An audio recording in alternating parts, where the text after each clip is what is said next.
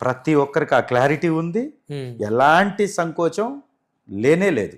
Okay, సరే ఆ అంశం పక్కన పెడితే అసెంబ్లీకి వెళ్తున్నారా సార్? ఖచ్చితంగా వెళ్తాం. ఎందుకు వెళ్ళాం? అంటే వెళ్ళటం అంటే అసెంబ్లీ దాకా వెళ్ళి తిరిగి రాకుండా వెళ్ళకూడదని మీరు కోరుకుంటున్నట్టున్నారు బాగా. అసెంబ్లీకి వెళ్ళటం అంటే లోపలికి వెళ్ళి అసెంబ్లీలో కూర్చొని సమావేశాలు జరిగేటప్పుడు పార్టిసిపేట్ చేయటం అసెంబ్లీకి వెళ్ళటం అంటే అక్కడ దాకా వెళ్ళి వెనక్కి రావటం కాదు అనేది. చంద్రబాబు నాయుడు గారి లాగా చాలా సంవత్సరాలు పోకుండా ఉండటం కాదు కదా. వైఎస్ఆర్ కాంగ్రెస్ పార్టీ మా స్టాండ్ ఏంటి? ఈ రాష్ట్రంలో నిజంగా అంబేద్కర్ గారు రాసినటువంటి రాజ్యాంగం నిజంగా అమలవ్వాలి అంటే అధికార పక్షంతో పాటు ప్రతిపక్షం కూడా ఉండాలి. అధికార పక్షం చేసే తప్పుల్ని ఎత్తి చూపాలంటే ప్రతిపక్షం ఉండాలి. ఈ రాష్ట్రంలో ఉన్నటువంటి అన్ని పార్టీలు కలిసి ఏకైక జట్టుగా తయారయ్యి కూటమిలాగా పేరు మార్చుకొని ఎలక్షన్ చేశాయి.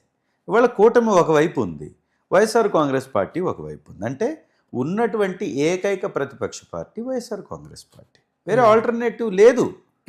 ఓకే, లేనప్పుడు అంబేద్కర్ గారి రాజ్యాంగం ప్రకారం అధికార పక్షంతో పాటు ప్రతిపక్షం ఉండాలి. అప్పుడు వైఎస్ఆర్ కాంగ్రెస్ పార్టీయే కదా ప్రతిపక్షం. మరి ప్రతిపక్ష పార్టీ ఉంటే దానికి ఒక నాయకుడు ఉంటారు కదా, వారే శ్రీ జగన్మోహన్ రెడ్డి గారు కదా. వారికి 175 నియోజకవర్గాల గురించి మాట్లాడే అవకాశం ఇవ్వాలి.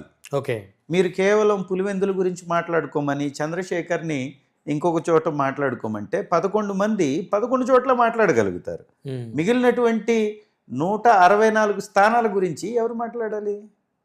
ఏ నాయకుడు మాట్లాడాలి? ప్రతిపక్ష నాయకుడు మాట్లాడాలి, శ్రీ జగన్మోహన్ రెడ్డి గారు మాట్లాడాలి. ఆ సమయం ఇవ్వమని కదా మేము అంటున్నాం. ఆ సమయం ఇవ్వాలి అంటే ప్రతిపక్ష హోదా కావాలి అని అడుగుతున్నాం.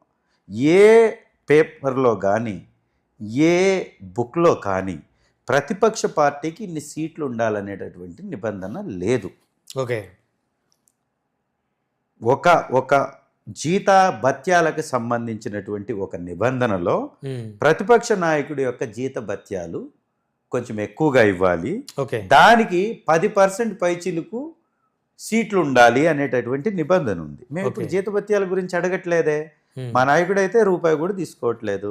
అలాంటప్పుడు ఆ నిబంధన వర్తించదు. రెండవది మీరు నిజంగా మంచి చేస్తున్నాం అంటున్నారు కదా, 164 సీట్లలో మీరు ఉన్నారు కదా, బలంగా ఉన్నారు కదా. ప్రతిపక్ష హోదా ఇవ్వడం వల్ల మీకు వచ్చే నష్టం ఏంటి?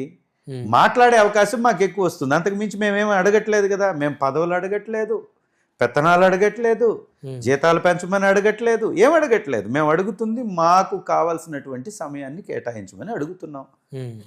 ఎందుకు చెప్పలేకపోతున్నారు? కాబట్టి కోర్టుకి వెళ్ళాం. కోర్టు పరిధిలో ఆ అంశం ఉంది. కోర్టు ఏం జడ్జిమెంట్ ఇస్తుందో చూద్దాం. స్పీకర్ గారిని మేము ఆల్రెడీ రిక్వెస్ట్ చేశాం, వారు రిజెక్ట్ చేశారు. కోర్టులో వేశాం, కోర్టులో ఉంది. కోర్టు